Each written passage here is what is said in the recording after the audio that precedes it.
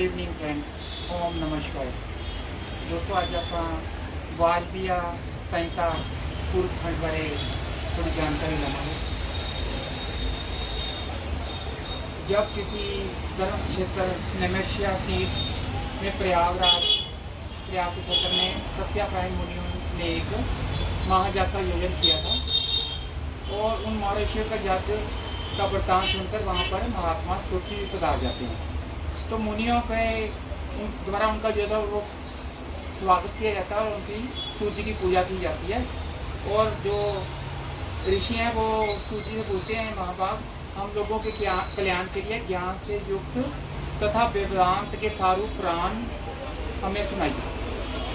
तो इसके नंतर सूर्य शिव सिद्धांतों से दूषित पुराण क्रम एवं पुराण की उत्पत्ति का वर्णन करते हुए चारों वेद और 6 जो हैं उनके अंग हैं मीमांसा, न्याय, पुराण तथा धर्मशास्त्र। इसके अतिरिक्त आयुर्वेद, धनुर्वेद, गंधर्व वेद, अर्थशास्त्र, इस प्रकार की 18 विद्याओं का वर्णन करते हैं और कहते हैं कि सबके आदिकर्ता जो इन सब विद्याओं के आदिकर्ता जिन ये सब विद्याएं अपनी के जनकता हैं वो जो हैं भगवान शिव यानी भगवान महेश्वर ही हैं।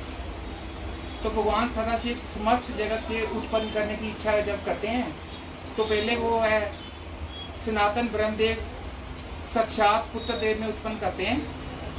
तत्पश्चात उन्होंने एक मध्यम पुत्र भगवान विष्णु को जगत के पालन के लिए रक्षा प्रदान की। पहले वो ब्रह्मा जी को उत्पन्न करते हैं, फिर उसके लिए जो है उसकी जगत के पालन के लिए अपने विष्णु जी को उत्पन्न करते हैं। ब्रह्मा जी ने प्रजा सृष्टि का विस्तार करते हुए सर्वप्रथम पुराणों का स्मरण किया, फिर वेदों का स्मरण किया। पहले ब्रह्मा जी जो है सारे पुराण जैसे शिव पुराण वगैरह उनको पढ़ते हैं और फिर उसके बाद जो है सारे वेद जो हैं यजुर्वेद, अर्थवेद, सामवेद उन सब का अध्ययन करते हैं। उसके पश्चात अन्य शास्त्रों का अध्ययन करते हैं। तो विस्तृत विद्याओं को संक्षिप्त करने के लिए जो है हर जो है युग है द्वापर हो के अंत में, हर युग के द्वापर अंत में प्रभु विष्णु व्यास रूप में, जो विष्णु है वो व्यास के रूप में इस पृथ्वी पर अवतार लेकर विचरण करते हैं। तो इन जो वेदों का संक्षिप्त रूप करने के लिए भगवान विष्णु आते हैं। तो सूजी कहते हैं श्वेत राम कल्प में ऋषियों के परस्पर विवाद हुआ, यह ब्रह्म है या नहीं। तो एक बार विवाद हो जाता है कि ब्रह्म क्या है, ब्रह्म है भी या नहीं भी है। तो ऋषि आपस में इसके लिए लड़ पड़ते हैं।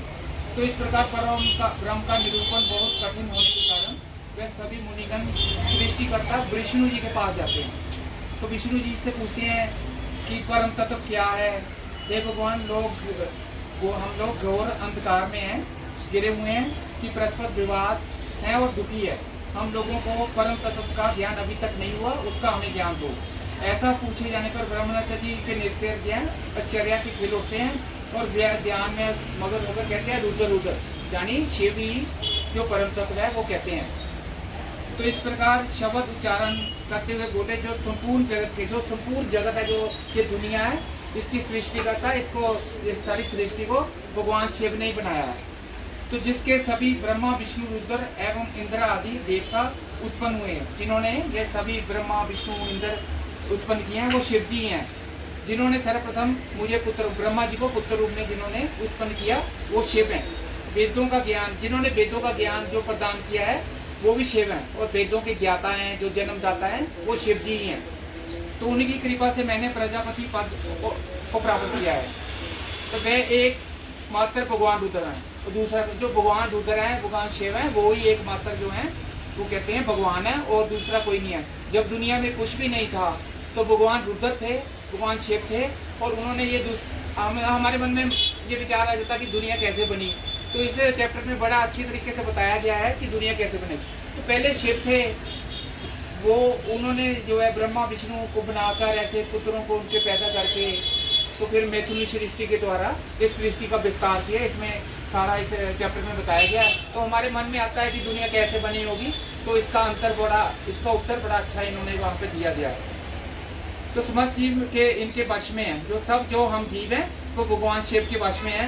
वह सबके प्रेरक हैं, पर परम भक्ति से भी देखे जा सकते हैं। अन्य जो शिव जी को हमें कोई देखना चाहे तो परम भक्ति भजन कीर्तन उनका करने से ही देख सकता है, और कोई अन्य उपाय नहीं है। तो जिसको जो भजन कीर्तन करता है वो उनको ही, जो शिव जी से प्यार करता है उनको ही वो दिखाई देते हैं। वह भक्ति शिव की कृपा से ही प्राप्त होती है, उनकी कृपा भक्ति से उत्पन्न होती है। जैसे अंकुर से बीज और बीज से अंकुर उत्पन्न होता है। ज्ञान और भक्ति के रूप शिव की कृपा प्राप्त होने पर जो ज्ञान और भक्ति हमें मिल जाती है तो हमें मुक्ति प्राप्त हो जाती है। इस समय आप लोगों ने जो दुर्गा सहस्त्र वर्ष वाला दीर्घ यज्ञ अनुष्ठान किया है, इस यज्ञ के अंत में मंत्र वगैरह करने से तो बाजूदेव जी, वो ब्रह्मा जी कहते प्रकट होंगे, बाजूदेव वहाँ पधारेंगे, वह ही आप लोगों के कल्याण का साधन और उपाय बताएंगे। इसके बाद है नैमिषारण्य यज्ञ भूमि में बाजूदेव का पधारना। तदनंतर ब्रह्मा जी ने कहा, मैं एक मनोनय चक्र का निर्माण किया है, तो इस चक्र को मैं छोड़ रहा हूँ, यहाँ इसकी नेमी जाके गिरकर टूट के गिरेगी, वही देश जो है, वही जगह है, वो तपस्या के लिए सबसे उत्तम होगी। ऐसा कहकर जो पितामह है उन्होंने जो है सूर्य तुल्य मनोनमय चक्र जो है वो उसको अपने महादेव जी का प्रणाम करके छोड़ देते हैं। तो जो फेंका गया कांतिमय चक्कर विमल जल से युक्त सरोवर वाले किसी वन के एक मनोहर शिलाट पर गिर पड़ता है। तो इसी कारण से वह वन मुनि पूजन नमेशना नाम से बिकाया जाता है, यानी वो नमेश नाम जगह पे जाके गिर जाता है, जो नमेश नाम से बिकाया जाता है। सूची कहते हैं उन ऋषियों ने उस स्थान पर यज्ञ अनुष्ठान प्रारंभ कर दिया, यहाँ पे ये जाके गिरा था। तो कुछ समय बीत जाने के बाद जब यज्ञ समाप्त होता है तब वहाँ पर बाजूदेव जी ब्रह्मा जी के पदार्थ देते हैं। ब्रह्मा जी की आज्ञा से बाजूदेव वहाँ आ जाते हैं, पदार्थ देते हैं। तब उनको स्वर्ण आसन पे सब ऋषि बैठाते हैं, तो उनसे जो है ज्ञान की बातें पूछते हैं। इसके बाद मुनियों द्वारा पूछे जाने पर कि शिव में उनकी भक्ति बढ़ाने के लिए वायुदेव ने सृष्टि की उत्पत्ति एवं शिव के ऐश्वर्य का संक्षेप में वर्णन किया। मुनियों ने पूछा, आपने कौन सा ज्ञान प्राप्त किया है जो परम से भी परम सत्य एवं शोभ तथा जिसमें उत्तम निष्ठा रखकर पुरुष जो है, हम लोग पुरुष परम आनंद प्राप्त करते हैं, वो कौन सा आपके पास जो ज्ञान है? तो वायुदेवता बोले, महर्षियों, मैंने पूर्व काल में पशु पास तथा पशुपति का ज्ञान प्राप्त किया था। जो पशु है, ब्रह्मा से लेकर हम सब मनुष्य, जो उनको पशु कहा गया है। जो बंधन है, हम लोग बंध जाते हैं बंधनों में, उसे पाश कहा गया है। जो हमें इन बंधनों से छुटकारा दिलाता है, उसे जो भगवान शिव है, उन्हें पशुपति कहा गया है। तो सुख चाहने वाले पुरुष में ऊंची निष्ठा रखनी चाहिए। अज्ञान से उत्पन्न जो अज्ञान होता है, अज्ञान से उत्पन्न होने वाले दुख ज्ञान से दूर होते हैं। जो अज्ञान के कारण हमारे दुख होते हैं, वो कहते हैं वो ज्ञान से दूर होते हैं। तो वस्तु के विवेक का नाम ज्ञान है।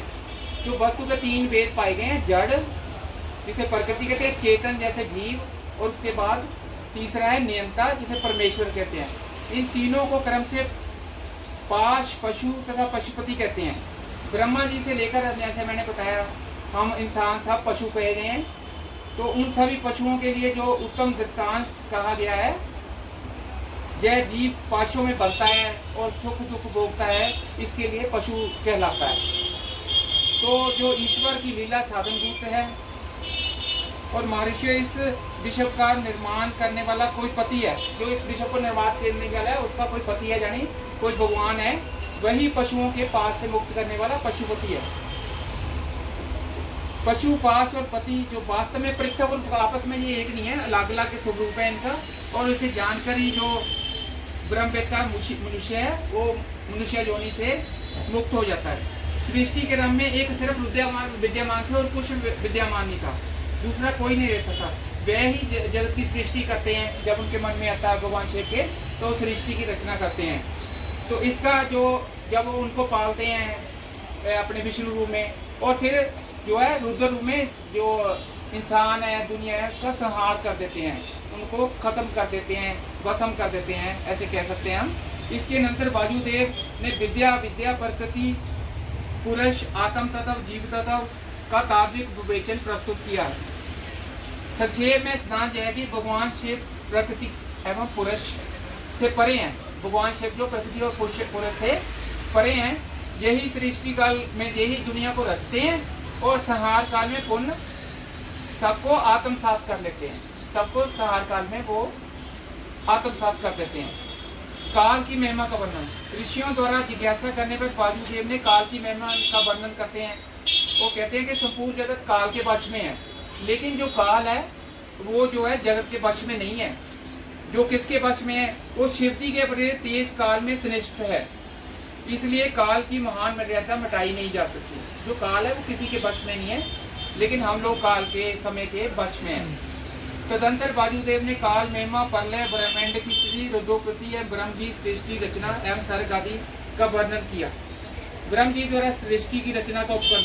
अब वायुदेव बता रहे हैं कि जो ये सृष्टि है इसकी रचना कैसे हुई, जो शुरू में कैसे रचना हुई होगी, तो वो बता रहे हैं। तो पहले जो है शिव जी ने विष्णु ब्रह्मा जी को पैदा किया इस सृष्टि की रचना के लिए, और विष्णु जी को पालने का काम दिया, और ब्रह्मा जी को जो है इसको सृष्टि का बनाने का काम किया। तो पहले जो ब्रह्मा जी ने 5 पुत्र पैदा किए, जिसमें सनत, सनातन, उसके बाद सनक, ऋभु तथा सनत कुमार, ये 5 पुत्र उन्होंने योगी और वीरता से पैदा किए।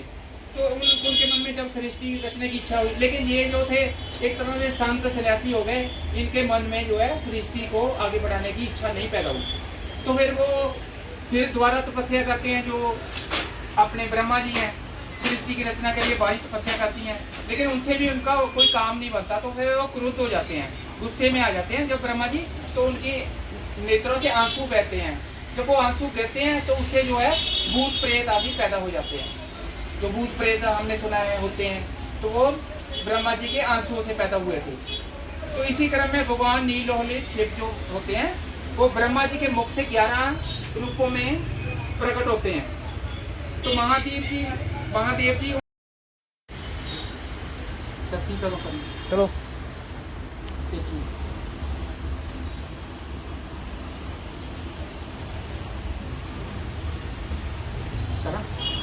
जब अपने शिव जी उनको कहते हैं कि आप संतान की उत्पत्ति करो, तो वो जो है वो रोने लगते हैं, इसलिए उनका नाम रुद्र हो जाता है, रुद्र कहा गया है। तो इसके बाद जो है ब्रह्मा जी ने 8 नामों द्वारा परमेश्वर शिव का सत्वन किया, पूजा की।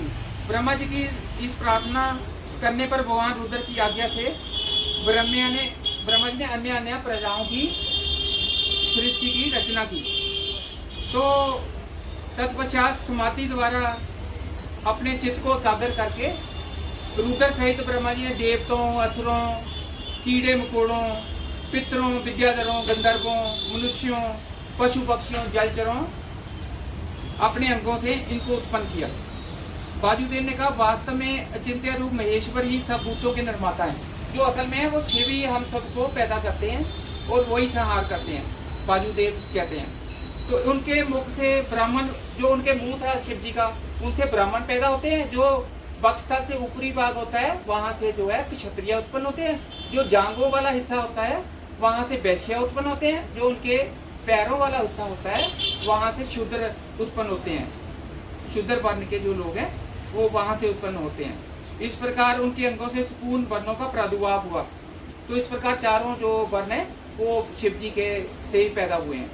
तो ब्रह्मा जी द्वारा भगवान अर्धनारीश्वर वायुदेव जी बोले, जब ब्रह्मा जी द्वारा रची गई प्राजों का पुण्य विस्तार नहीं हो, ब्रह्मा जी से फिर नहीं उसका विस्तार किया गया, तो फिर वो अपनी ब्रह्मा जी बहुत ब्रह्म जी तपस्या करते हैं। तो ब्रह्मा जी की तपस्या से जब करते हैं तो शिव जी उनका जो है अंदर की मनोकामना जान लेते हैं, वो क्या करना चाहते हैं। तो वो अर्धनारीश्वर के रूप में प्रकट होते हैं। जब अर्धनारीश्वर रूप में वो प्रकट होते हैं तो ब्रह्मा जी हाथ जोड़कर दंडवत प्रणाम करते हैं और वेद से जो सूक्ष्म अर्थों से पूर्ण भगवान अर्धनारीश्वर रूप है उसकी स्तुति करने लगते हैं। तो ब्रह्मा जी की स्तुति सुनकर महादेव ने अपने शरीर के बाएं भाग से रुद्राणी को प्रकट किया। माता को, जो पराशक्ति है, शिवा जिसे बोलते हैं, शक्ति को प्रकट करते हैं। जो वो रुद्राणी प्रकट होती है तो ब्रह्मा जी उसकी फिर जो है अपनी सत्वन करते हैं, पूजा करते हैं और उनको कहते हैं कि आप जो पहली स्त्री हैं जो ऐसे जिनका प्रादुर्भाव हुआ, तो हम जो है मैथुनी सृष्टि पैदा करने चाहते हैं, इस काम के लिए आप हमारी मदद करो और आप जो है दक्ष जो उनका पुत्र था ब्रह्मा जी का, उसके घर जन्म लो पुत्री के रूप में। तो जो वो है अपनी रुद्राणी होती है वो अपने दोनों आंखों के मध्य से जो जगह है यहाँ से वो अपने कन्या को प्रकट करती है, वो उसको शक्ति कहते हैं, हम पराशक्ति कहते हैं। तो वो शक्ति वो जो है उनको ब्रह्मा जी को दक्ष के पुत्री के रूप में देकर तो बीच में अंतर्ध्यान होकर शिव जी में प्रवेश कर जाती है, वो जो रुद्राणी होती है। तो वो जो माता होती है इस तरह उनको शक्ति दे देती है, यानी मैथुनी सृष्टि करने के लिए शक्ति दे देती है। और ब्रह्मा जी बहुत खुश होते हैं और उसके बाद से ये मैथुनी सृष्टि दुनिया में शुरू हो गई। तो तभी से इस जगत में स्त्री जाति के वो प्रतिष्ठित हुआ और मैथुन द्वारा प्रजा की सृष्टि होने लगी। इससे ब्रह्मा जी को भी संतोष और आनंद प्राप्त हुआ। इसके बाद ऋषियों ने कई शंकाओं का समाधान, ऋषियों की कई समस्या शंकाएं थी, वायुदेव उनका भी दूर करते हैं तथा शिव भगवती पार्वती की लीलाओं का वर्णन भी सूत जी ने किया। वायुदेव कहते हैं मुनियों, प्रोक्ष तथा प्रोक्ष प्रकार वेद से ज्ञान दो प्रकार का माना गया है। प्रोक्ष ज्ञान जो होता है अस्थिर होता है, जो अप्रोक्ष ज्ञान होता है वो स्थिर होता है। युक्ति पूर्ण जो उपदेश जो ज्ञान होता है उसे प्रोक्ष कहते हैं, वही श्रेष्ठ अनुष्ठान से अप्रोक्ष हो जाता है। अप्रोक्ष ज्ञान के बिना मोक्ष नहीं मिलता। अतः तुम लोग आलस्य रहित को श्रेष्ठ अनुष्ठान की सिद्धि के लिए प्रयत्न करो। ऋषियों ने पूछा वायुदेव से कौन सा श्रेष्ठ अनुष्ठान है जो मोक्ष रूप ज्ञान को अप्रोक्ष कर देता है। वायु देवता ने फिर कहा भगवान शिव का बताया है जो परम धर्म है उसी को श्रेष्ठ अनुष्ठान कहा गया है। उससे सिद्ध होने पर स्वयं मोक्षदायक शिव अप्रोक्ष हो जाते हैं। यानी हमें शिव जी की भक्ति करनी चाहिए, तो सब पाप दुख सुख शिव जी को अर्पण करके उनका नाम लेना चाहिए। उनके भजन करने से सारे दुख नष्ट हो जाते हैं। इसके बाद है छोटा सा उपमन्यु पर उपमन्यु भगवान शंकर जी के।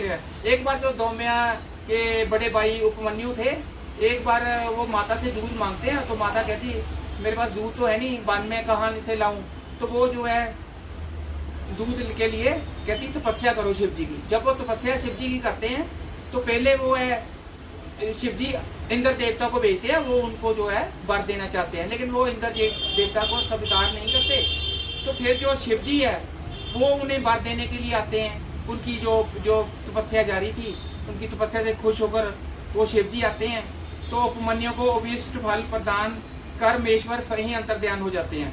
उपमन्यु भी परमेश्वर की उत्तम बात पाकर सुखपूर्व अपनी जन्मदात्री माता के स्थान पर चले जाते हैं। फिर माता के साथ चले जाते हैं और बहुत खुश होते हैं। तो इस तरह हमने आज जाना भी किस तरह इस सृष्टि की रचना भगवान शिव ने की है और ब्रह्मा जी और विष्णु जी के थ्रू आप हम कह सकते की है, और वो ही हमारे सब कुछ हैं और हमें उनकी पूजा भक्ति करनी चाहिए। तो कल को हम एक और बहुत ही जो लास्ट चैप्टर है वायुव्य संहिता उत्तराखंड जो थोड़ा सा बड़ा है, ये हम 3 दिन में पूरा करेंगे और सोमवार को हम रोक डालेंगे। Thank you very much. ओम नमः।